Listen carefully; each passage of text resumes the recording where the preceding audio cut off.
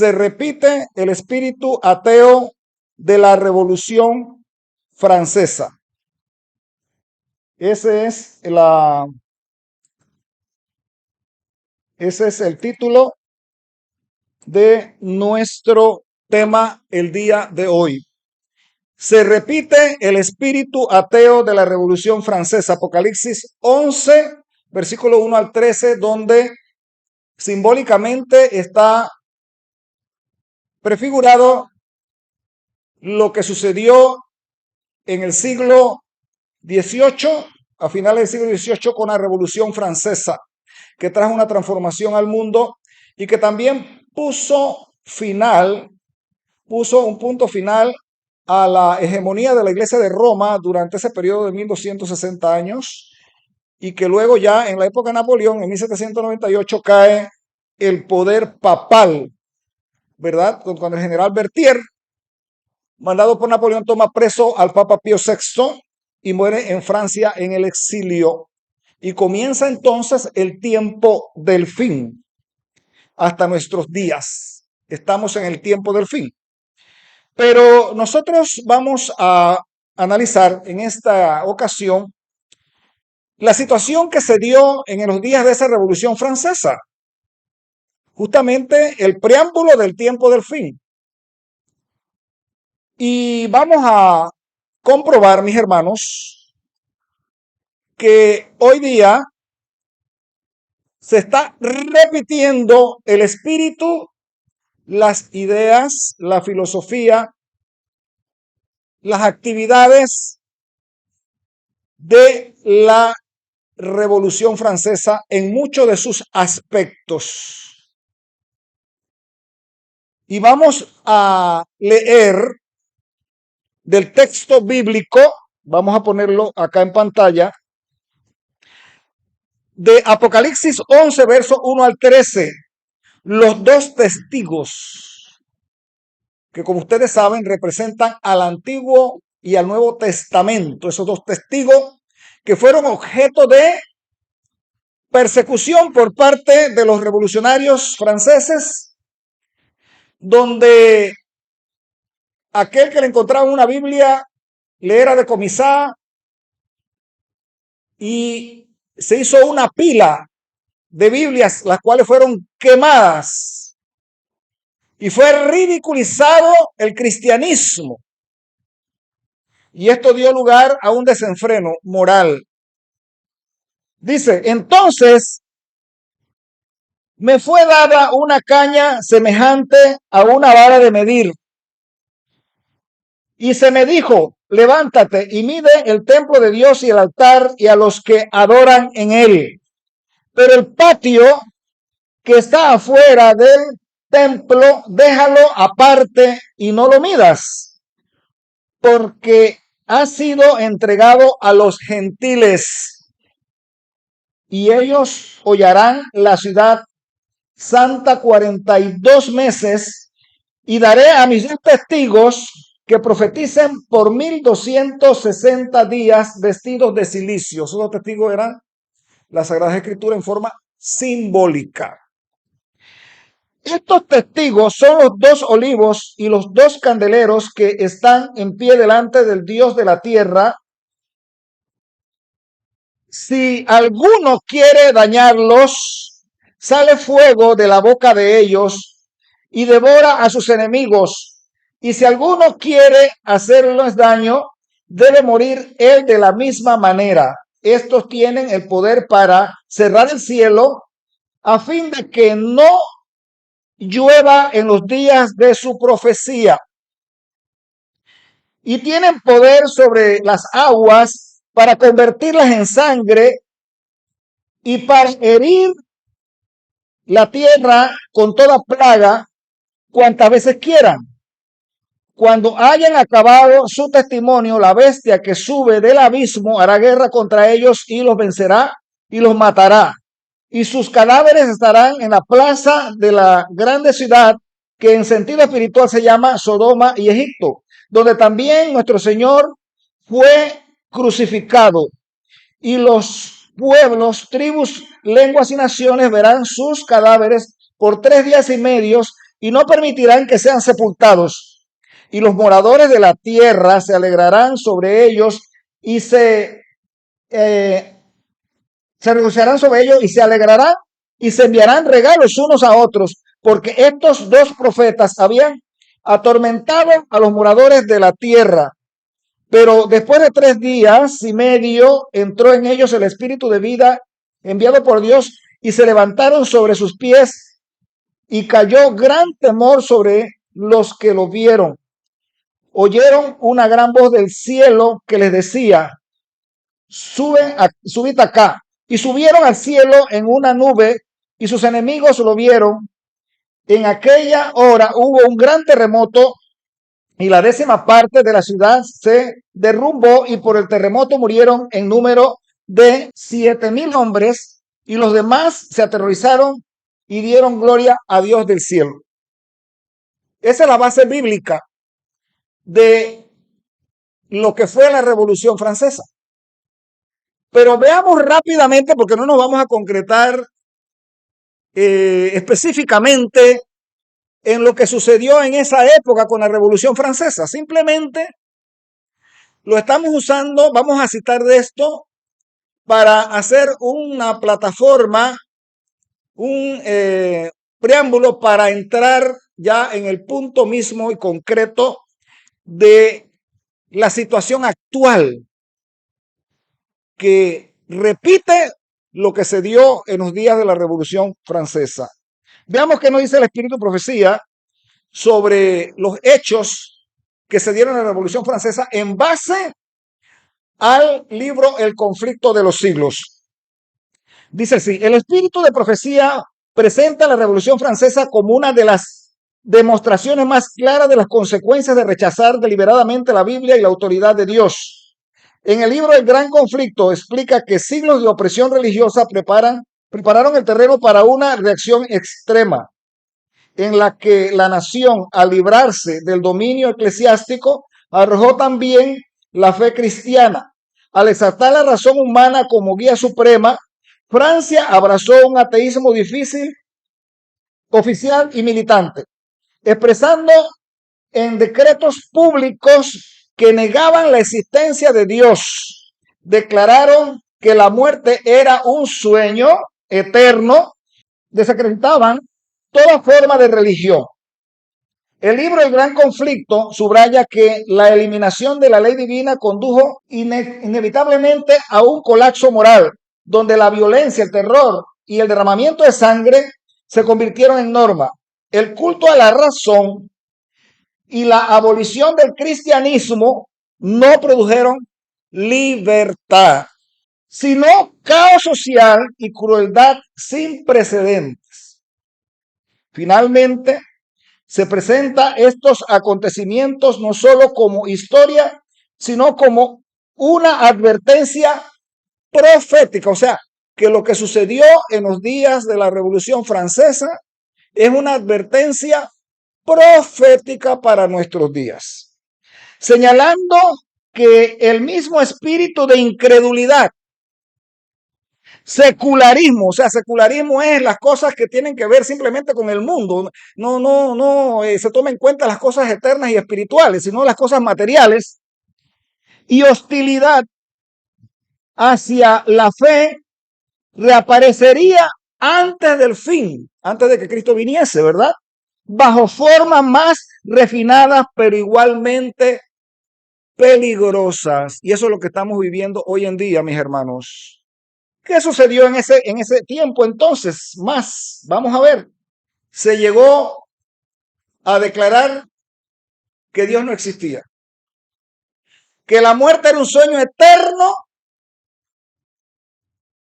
y que la Biblia no era palabra de Dios. Ya le digo, quemaron miles de Biblias. Se burlaron del cristianismo, lo desacreditaron. ¿Y qué pasó con la catedral principal de París, la catedral de Notre Dame? Esa que hace unos años atrás sufrió un incendio, si ustedes recordarán. Esa catedral fue profanada y en el altar mayor se entronizó a una mujer prostituta a la cual se le puso el título de la diosa de la razón. O sea, que para ellos la religión era algo fantasioso, era un mito, que Dios realmente no existía y que lo que existía era la razón humana, la lógica humana, la ciencia, la lógica humana. Y se entronizó esa mujer como un símbolo de ateísmo para Francia. Y aquí dice, ustedes ven en esta pintura de la época, mis hermanos, en pantalla, la celebración de la diosa de la razón en la Catedral de Notre Dame, París, el 10 de noviembre de 1793. ¿Qué le parece? Ahí también fueron muertos, mis hermanos, clérigos, dirigentes religiosos. Inclusive el matrimonio fue tomado como algo liviano. El amor libre fue entonces practicado por la sociedad. El desenfreno moral también dio cuenta, mis hermanos, de toda esa historia de Francia. El libertinaje, toda clase de vicios, y donde solamente se le daba la oportunidad a las cosas materiales y seculares, y se declaraba la libertad, que no era más que un libertinaje, la fraternidad, que no era más que una perversión de lo que significa el amor fraternal. Y nosotros vemos en esta historia, mis hermanos, cómo todo esto trajo situaciones terribles en Francia, donde la guillotina no cesaba de matar personas. Y lejos de alcanzar una estabilidad social, lo que se dio fue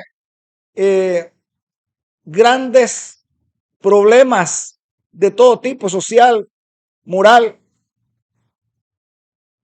Y sabe, mi hermano, que eso es lo que hoy está prevaleciendo también. Lo vamos a analizar aquí rápidamente. Usted va a ver que esto, como dice la profecía, que se iba a repetir nuevamente antes del fin, antes de que Cristo viniera, estamos viviéndolo ya. Y vamos a analizarlo en detalle para que ustedes vean cómo se cumple todo.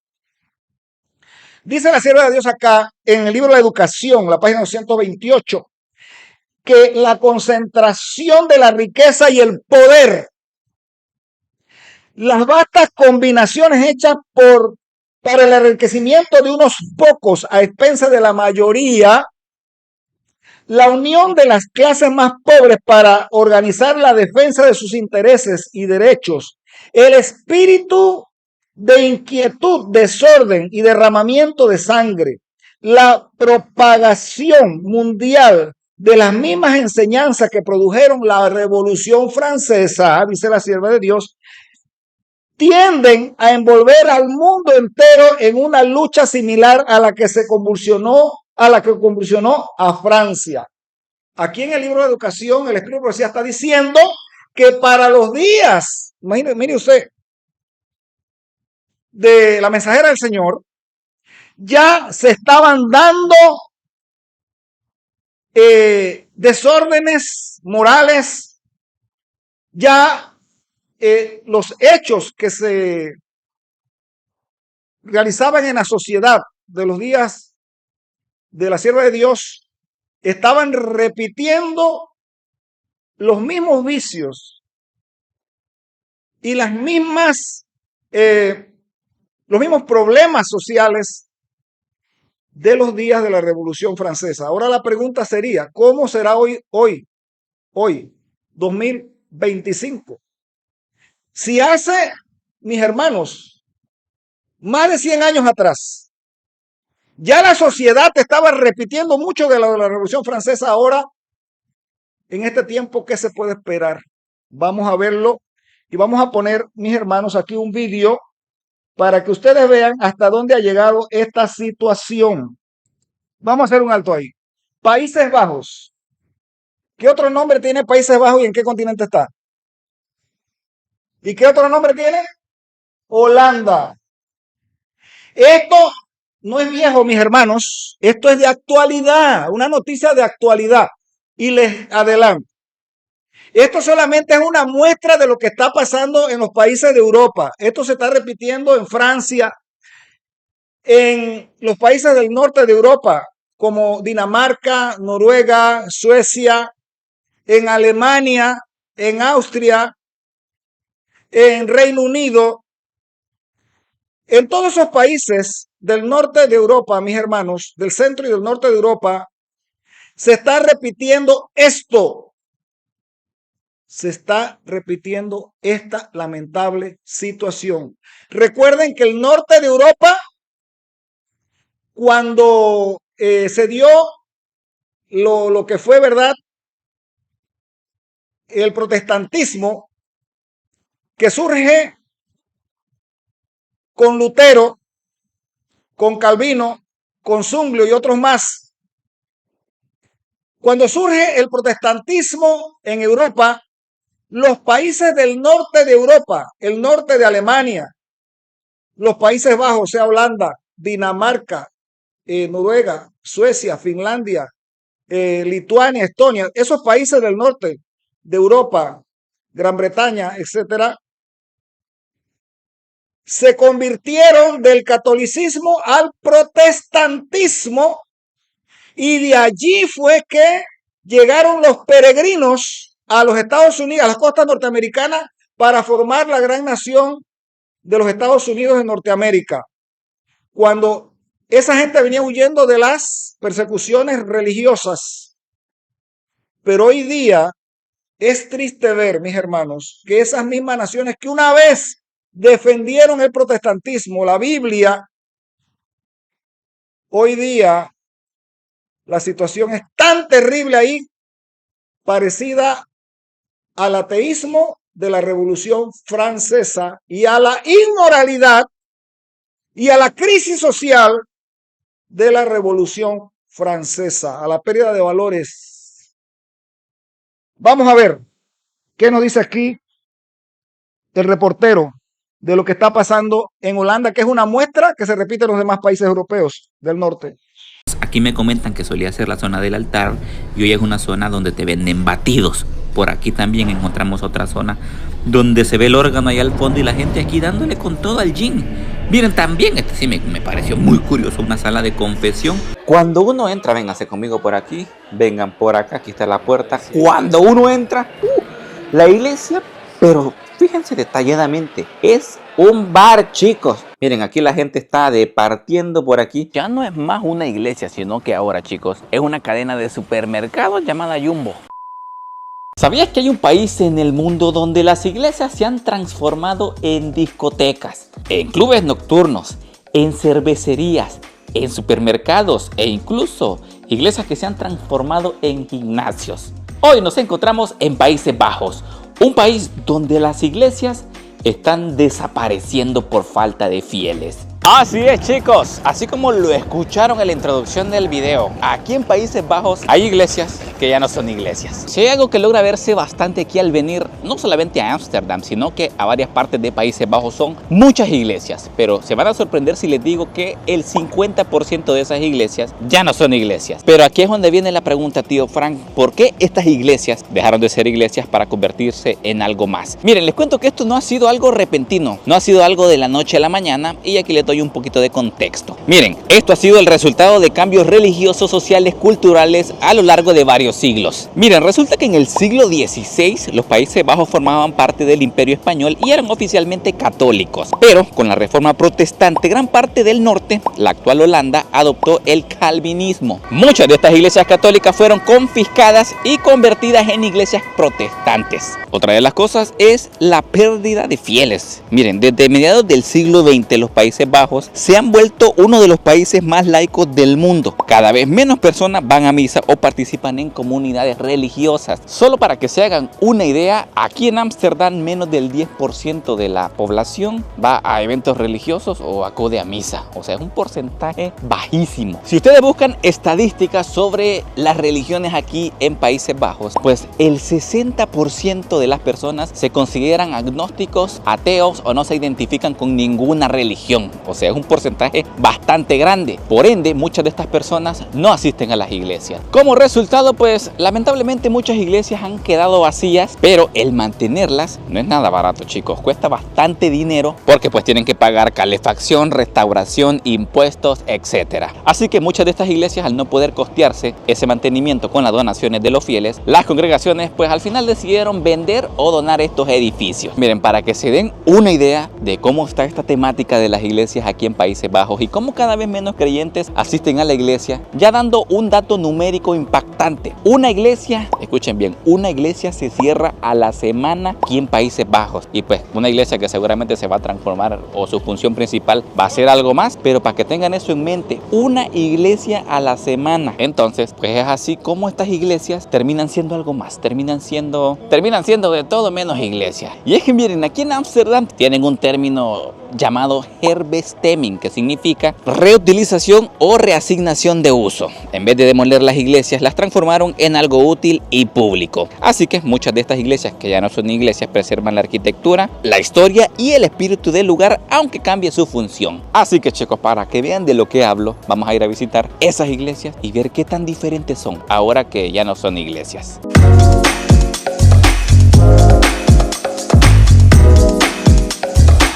Bueno, miren, la primera iglesia que vamos a visitar es esta que están viendo por acá. La parte de afuera sí parece una iglesia, pero miren, cuando uno entra, vénganse conmigo por aquí, vengan por acá, aquí está la puerta. Cuando uno entra, la iglesia, pero fíjense detalladamente, es un bar, chicos. Miren, aquí la gente está departiendo por aquí. Bueno, por allá incluso ya están repartiendo la cerveza. Miren, vamos a buscar un puestecito. Vamos a ver si encontramos una mesa porque está llenísimo. Bueno, miren, ya estamos aquí con la cerveza en mano. No les miento que se siente un poco extraño el estar tomándote una cerveza en lo que solía ser anteriormente una iglesia. Recuerden, este lugar ya no funciona como una iglesia, sino que el edificio, como les comenté al inicio del video, muchos de estos edificios se vendieron y pues otros se han utilizado con otros fines, y en este caso es una cervecería. Pero el ruido que hay dentro de la iglesia sí es bastante grande. ¿Saben cómo que me siento? Como en el capítulo de la Biblia en el que Jesús regañó a la gente porque habían hecho adentro de la iglesia como un mercado. Pues algo así me siento. Pero ojito, recalco de nuevo que este lugar ya no funciona como una iglesia, sino que hoy es más bien como un bar, como una cervecería. Así que el ruido que está aquí adentro, chicos, muy caótico, pero me pareció curioso mostrárselos a ustedes. Una iglesia convertida en una cervecería. Muchos lo van a ver mal, a otros les va a dar igual, otros lo van a ver bien. Yo quiero leer sus comentarios, chicos. ¿Qué opinan? ¿Sienten que está bien una cervecería dentro de una iglesia antigua? Venga. ¿Vio la barbaridad? Iglesias convertidas en supermercados.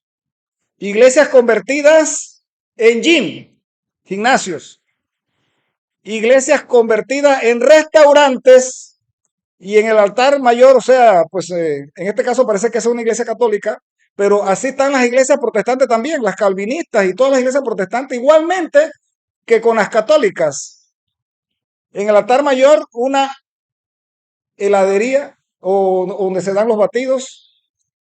Y lo peor de lo peor, mis hermanos, algunas convertidas en un bar donde se sirve licor, cerveza, y otras convertidas en discotecas. Entonces, usted puede ver esta situación que se está dando. Es el mismo espíritu de la Revolución Francesa. Pregunto yo, ¿será que el espíritu de profecía tenía razón? Claro que sí. Ustedes ven aquí el término wokismo. ¿Qué es el wokismo? Esa palabra está muy de moda hoy, el wok o wokismo. Nosotros tenemos un aparatito que se llama celular y hay algo que se llama también inteligencia artificial. Cuando escuchemos algunos términos, facilito vamos a encontrar las definiciones y las cosas que no vamos a entender, porque la tecnología nos las muestra. Wokismo, dice, se refiere al conjunto de ideas, actitudes y prácticas que enfatizan una conciencia intensa sobre injusticias sociales, especialmente relacionadas con raza, género, identidad sexual, poder, colonialismo y desigualdad estructural, y que promueven acciones activas para corregirlas. El término proviene de woke, despierto, que originalmente significaba estar alerta ante la injusticia social. Antes de yo conocer o escuchar este término, yo a veces tenía conversaciones con personas que creen en asuntos de la nueva era, de la meditación trascendental y que andan en esa onda espiritista. Y varias veces me decían, hay que despertar porque nos quieren controlar, etcétera, etcétera, etcétera. Pero ¿sabe de dónde viene eso de ese despertar, de walk? Despertar. Y de ahí surgió el término wokismo. Pero ¿qué sucede, mis hermanos? El despertar va más allá.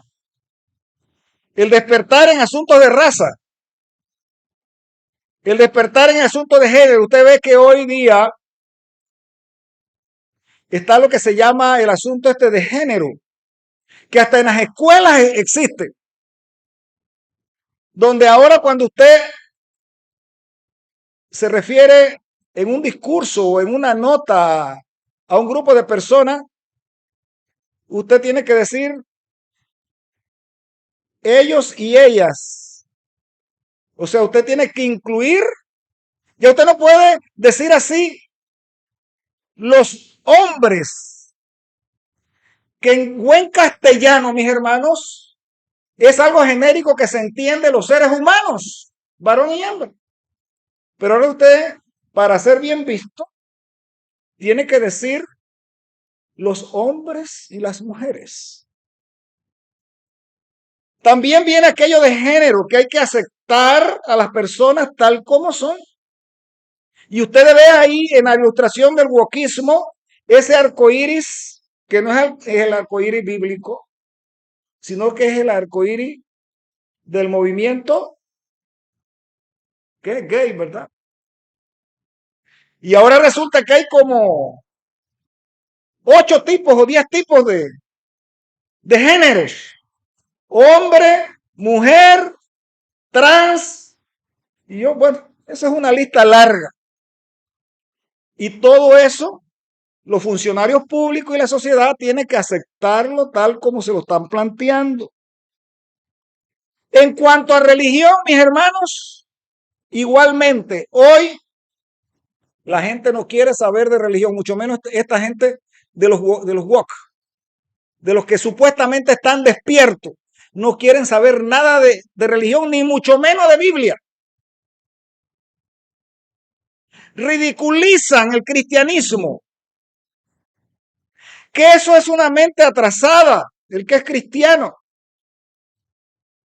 Pregunto yo, mis hermanos, esa clase de gente que hoy está en este tipo de movimientos y demás, como son en esos países de Europa, aquí no ha entrado tanto Latinoamérica, pero cada día hay más aquí en Latinoamérica. Por eso es que la gente no quiere saber qué de religión, pero sabe que hay una realidad de la cual nadie va a escapar, y es la muerte. Aunque a ellos tampoco les importa la muerte, porque ellos creen que es un sueño eterno. Otros creen que tienen un espíritu allá adentro, un alma consciente que cuando se muere va a algún lugar del cosmos, pero que siguen viviendo. Oh, hermanos, pero qué sorpresa se van a llevar, lamentablemente y tristemente. Porque la muerte, mis hermanos, le pone fin a todo eso. Y el que no tiene a Cristo, no tiene la vida. La única forma, mis hermanos, de garantizar nuestra vida es a través de Cristo Jesús. Entonces yo pregunto, ¿de qué sirve toda esa filosofía si rechazan a Cristo? Al rechazar a Cristo, la ira de Dios está sobre ellos. Sigamos adelante. Estudiate el Apocalipsis en relación con Daniel porque la historia se repetirá. Dice Testimonios para los Ministros, la página 116, el párrafo 3. ¿Cuál es la historia que se va a repetir, mis hermanos? El contexto de este testimonio es precisamente estos asuntos que estamos tratando aquí de la Revolución Francesa. Y vemos que, lo dijo la hermana White, hace tantas décadas atrás, y hoy se está repitiendo al pie de la letra todo esto. Estamos siendo bombardeados por los medios de comunicación, en YouTube, en la televisión, en la radio, en Facebook, en Instagram, en X, bueno, en tantas plataformas de comunicación social. El mundo está siendo bombardeado para convencer a las personas de que lo importante son las cosas materiales de este mundo. Y se deja a un lado las cosas espirituales, la realidad espiritual, que es realmente lo que tiene consecuencias eternas. El mismo espíritu de la Revolución Francesa. Semejanza entre nuestra época y la Revolución Francesa. Aquí vemos de Daniel y Apocalipsis de Uriah Smith, la página 729, pero que son comentarios de Elena de White porque es un apéndice de ese libro. ¿Qué dice aquí? En los libros de Daniel y Apocalipsis se hace clara referencia a esa anormal experiencia nacional conocida como la Revolución Francesa. Véase Daniel 11, 36 al 39, donde está también señalada la Revolución Francesa en el libro de Daniel. Apocalipsis 11, versículos 7 al 10. El tiempo en que los principios de la irreligión y la infidelidad tuvieron plena oportunidad de brotar, florecer y dar fruto para que todo el mundo pudiera juzgar su naturaleza. Cuando se dejó que los hombres mostraran a qué obras de tinieblas los conduciría el corazón carnal sin la restricción de ningún principio de justicia y verdad, fue señalado con gran acierto en la profecía. Y las descripciones dadas del carácter de los últimos días por la misma pluma de inspiración son tales que muestran que las masas caerán entonces en gran medida, si no totalmente, bajo los mismos principios del mal. Si bien tal es la representación de la profecía, es una seria pregunta para muchos si las etapas preliminares de esta situación no están ya apareciendo ante nuestros ojos y si no estaremos ahora en el umbral de una de esas eras en la que la historia se repite en sus peores formas. Estamos repitiendo la sociedad actual, esto que señaló el libro Daniel Apocalipsis de Uriah Smith, un comentario de Elena White, hace más de 100 años. Quienes albergan las opiniones sobre la naturaleza de nuestros tiempos expuestas en algunas partes de esta obra, a menudo son acusados de pesimismo, alarmismo y de ver demasiado el lado oscuro del panorama. Y eso es lo que pasa con nosotros, mis hermanos. Cuando predicamos la profecía y presentamos esto, nos acusan a nosotros de fanáticos, nos acusan a nosotros de ser pesimistas, de ver todo oscuro, ¿verdad? ¿Y qué dice entonces respecto a esto? No nos declaramos culpables de la acusación de alarmismo en el mal sentido de la palabra. Si bien es posible imaginar males inexistentes y anticipar problemas que nunca llegan, existe por otro lado el clamar paz, paz, cuando no hay paz y cerrar los ojos ante el peligro real hasta que es demasiado tarde para protegernos y nos vemos envueltos en una calamidad y una pérdida irreparables. Hoy el mundo está proclamando paz y mejores tiempos. Pero pregunto, ¿el mundo está realmente en paz? ¿Realmente el mundo está pasando mejores tiempos? Estamos al borde, mis hermanos, de una desgracia.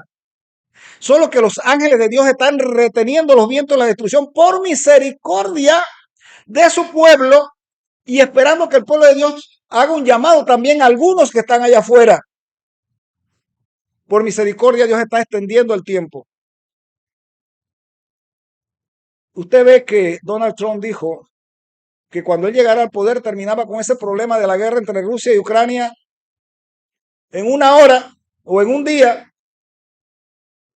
Y mire por dónde vamos a ver si se ha terminado ese problema. No lo ha terminado ni lo va a poder terminar, porque la profecía dice que no habrá paz. Allá en Medio Oriente, hace un par de meses, supuestamente se dio un acuerdo de paz. Vaya, investigue cómo está eso, hermano, de caliente allá. Vaya, averigüe que eso es una olla de presión a explotar en cualquier momento. Vemos el caso de Venezuela. Ya llevan casi 5 meses de estar amenazando a Venezuela y nada que pasa. Pero yo sí les digo algo, mi hermano, si llegara a pasar, ahí también va a haber una situación bien difícil, donde muchas personas van a morir, inocentes lamentablemente, porque los inocentes son los que mueren. Aquí en Panamá, cuando hubo la invasión, que fue nada más una cosa de 2 o 3 días, murieron más de 7,000 personas. Ahora, ¿usted qué cree que iría a pasar si invaden Venezuela? ¿Cuántos irán a morir? Hermanos, vemos allá en China también con Japón problemas. Europa, esa Europa que está cerrando iglesias cada día, donde ya no se cree en Dios, la mayoría no cree en Dios. Esa Europa quiere ir a confrontarse con Rusia en una guerra. Y averigüe usted la noticia para que usted vea, mi hermano. Que si la amenaza rusa, que si la amenaza rusa, que la amenaza rusa. ¿Cuál amenaza rusa? Averigüe bien. Ellos quieren un conflicto. ¿Sabe por qué? Porque ahí hay una élite, un grupo que quieren establecer un nuevo orden mundial.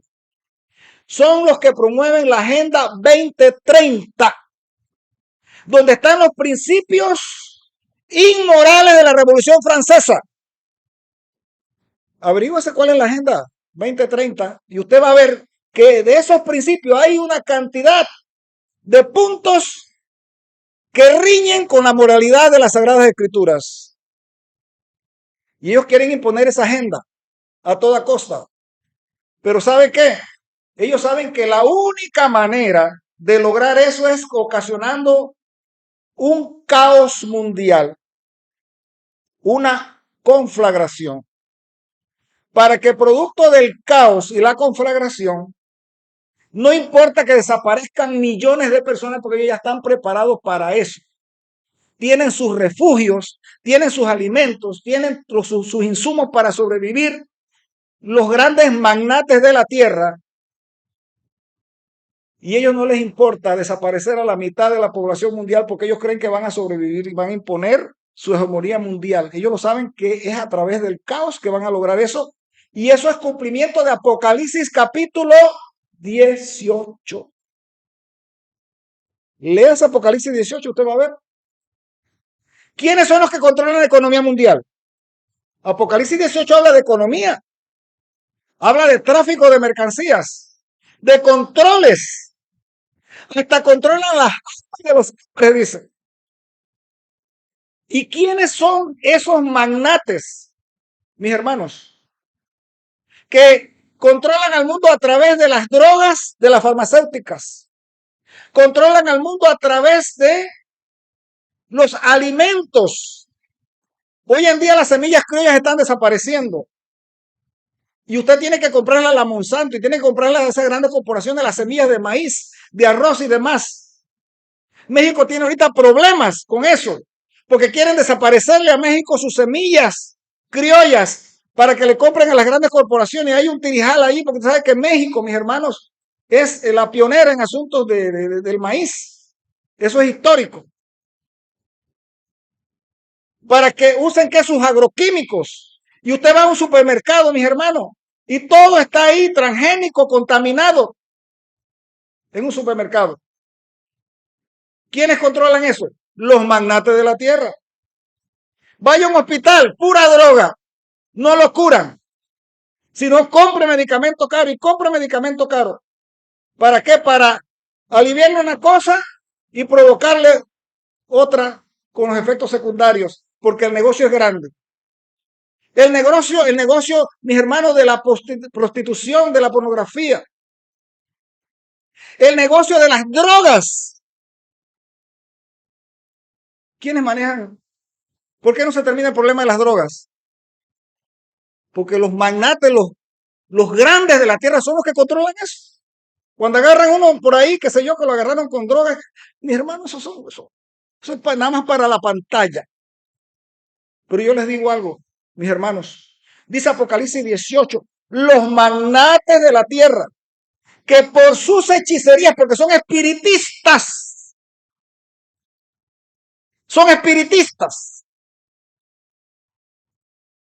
Esa gente están dirigidos por demonios. Dice, porque por sus hechicerías, ¿verdad? Han muerto los hombres en la tierra. Y la palabra de Dios dice ahí en Apocalipsis 18, estoy parafraseando el texto, que ¿quiénes eran esos magnates de la tierra? Los grandes, los poderosos, los que controlan las grandes corporaciones. Entonces, Europa, esos grandes poderes quieren el conflicto. Y ellos van a seguir hurgando y hurgando, hermanos, hasta que van a provocar un caos. Porque no va a haber paz. No quieren paz. Quieren el conflicto para establecer su nuevo orden mundial. Dice más adelante aquí ya que el más sabio de los hombres ha dicho, el prudente ve el mal y se esconde, mas los simples pasan delante y reciben el castigo. Proverbios 22:3. Noé no fue alarmista cuando advirtió al mundo de la inminente catástrofe del diluvio, ni Lot cuando advirtió a los sodomitas que una devastadora tormenta de fuego se cernía sobre su ciudad condenada, ni nuestro Señor cuando predijo la destrucción total de Jerusalén y dio a su pueblo instrucciones para escapar de ella. No nos dejemos distraer de la verdadera situación por el grito de alarmista, nos llaman alarmistas. Ni piensen que no puede haber peligro porque no todos lo ven, pues San Pablo nos advirtió que cuando digan paz y seguridad, entonces les sobrevendrá destrucción repentina. Primera Tesalonicenses 5:3. Pero no tenemos por qué disculparnos por esto en particular, pues las declaraciones más contundentes que publicamos son simplemente las que encontramos en la prensa secular de la época. Incluso un periódico tan cauteloso como el Chicago Evening Journal, en su número del 26 de agosto de 1874, bajo el título El reinado del crimen, describió así los tiempos que nadie puede decir que hayan mejorado desde entonces. Y eso se dijo allá en el siglo XIX, nos dijeron hermanas White, ahora en este tiempo. Usted puede ver no solamente los periódicos, sino las redes sociales, mis hermanos, que están llenas de noticias donde indican que estamos viviendo como en los días de Noé, como en los días de la Revolución Francesa. Por último, mis hermanos, de la palabra de Dios tenemos acá que en segunda de Pedro, capítulo 3, verso 3 al 4, dice que sabiendo primero esto, que en los postreros días vendrán burladores andando según sus propias concupiscencias y diciendo dónde está la promesa de su advenimiento. Hoy en día hay mucha gente que se burla. Ah, no, pero si yo vengo escuchando desde que soy pequeño, vengo escuchando que Cristo viene, que se acaba el mundo, que Cristo viene y no se acaba nada.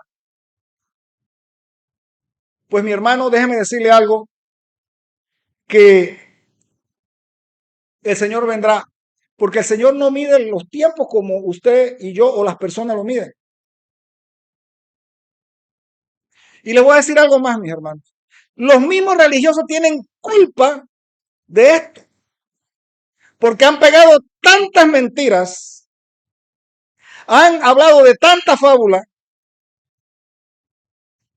que ya la gente está cansada y no cree. Y no quisiera tocar vacas sagradas aquí, mis hermanos. Pero le voy a decir algo.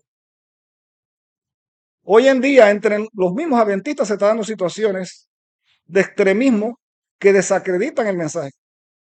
Y ahí están los videos de hace 6 años, 10 años atrás.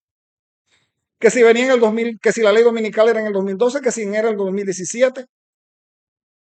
Algunos dicen, no, es que hay que irse a 2 días de aquí al campo, a 2 días de camino. ¿Usted cree que eso es serio, mi hermano? Pero esas cosas a veces a mí no me gusta tocarlas, porque voy a tocar vacas sagradas, ¿ve? Pero, mis hermanos, todo eso lo usa el diablo para desacreditar. Entonces ya, claro, la gente no quiere saber del evangelio porque dicen, es un atajo de fanáticos. Pero cuando usted le va a predicar la verdad como es realmente, no quieren creerla. No les gusta. No les gusta que le digan.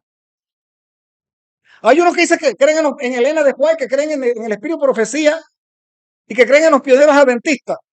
Pero cuando usted le muestra lo que dijeron los pioneros y lo que dijo Elena de White acerca del tiempo actual y de las cosas que se están dando, no, eso no. Esa parte no. Esa parte no le gusta. Entonces, ¿en qué estamos? Pero sí le gusta el extremismo y el fanatismo.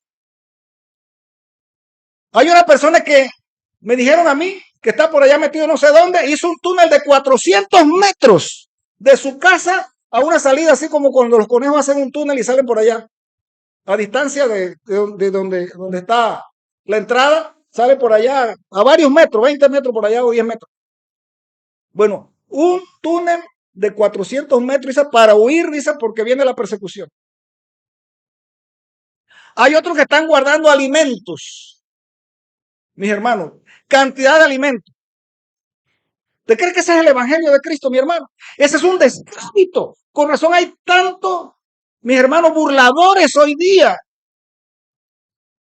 Porque hasta los mismos que pregonan la verdad presente entran en ese tipo de extremismo. Entonces vienen los burladores, viene la gente incrédula. Romanos 1, 21 al 22 dice, pues habiendo conocido a Dios no le glorificaron como a Dios ni le dieron gracias, sino que se envanecieron en su razonamiento y su necio corazón fue entenebrecido, profesando ser sabios se hicieron necios. Hoy hay mucha gente necia, mi hermano, que no cree en Dios, que son agnósticos. Y en Mateo 24, 37 al 39 dice, más como en los días de Noé, así será la venida del Hijo del Hombre, porque como en los días antes del diluvio estaban comiendo y bebiendo y casándose y dándose en casamiento hasta el día en que Noé entró en el arca y no entendieron hasta que vino el diluvio y se los llevó a todos. Así será también la venida del Hijo del Hombre. Mis hermanos, nosotros tenemos que ser balanceados en nuestros razonamientos. Balanceado no quiere decir, mis hermanos, ser mediocre, ni ser tibio. Sino balanceado quiere decir ajustarnos a lo que Dios ha revelado a través de su palabra y del espíritu profético, a lo que Dios ha orientado a su pueblo y creerlo. Porque nada de lo que Dios ha revelado a su pueblo es fanatismo. Nada de lo que Dios ha revelado a su pueblo es tibieza. Nada de lo que Dios ha revelado a su pueblo es de desechar. Dios es un Dios de orden. Un Dios, mis hermanos, que ha revelado su palabra para que usted y yo podamos estar apercibidos y sepamos qué tenemos que hacer justamente antes de la manifestación de nuestro Señor Jesucristo e inclusive cuando se termine el tiempo de gracia, justamente antes, mis hermanos, que es allí donde tenemos que estar apercibidos qué tenemos que hacer. Pero hoy en día el secularismo, la falta de fe prevalece. Como dijo Jesús, cuando el Hijo del Hombre viniere, ¿hallará fe en la tierra? Pues, mis hermanos, no hay fe en la tierra. Hay fe en cosas. No hay la fe en la tierra verdadera, la fe en Cristo Jesús, sino hay fe en cosas, en filosofías humanas y en muchas otras cosas más. Qué tristeza, pero es el cumplimiento de las palabras del Señor. Pero el Señor nos ha dado el privilegio a ti y a mí de conocer la verdad y poder tomar decisiones para vida eterna. Que Dios te guarde y el Señor te bendiga. Amén.